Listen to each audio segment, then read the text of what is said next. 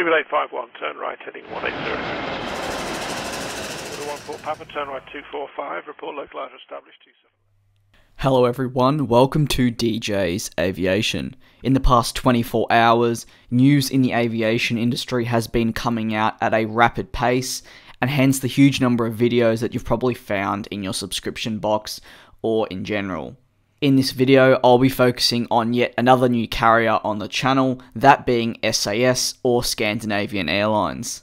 The news relates to the carrier ordering a further 50 Airbus A320neos, which have been ordered by the carrier to replace its existing fleet. It's just worth mentioning that the order for 50 A320neos will be made up of 35 delivered directly from Airbus and 15 will come from leasing companies.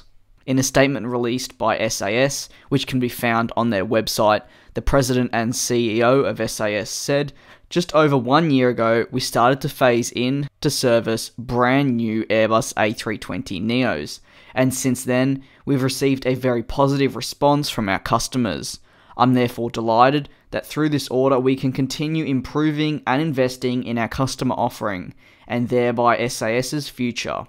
We are also creating a single type and more efficient fleet for the first time.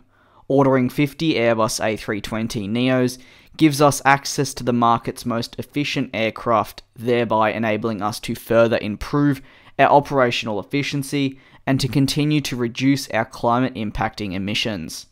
SAS, as a matter of fact, already have 17 A320neos in service.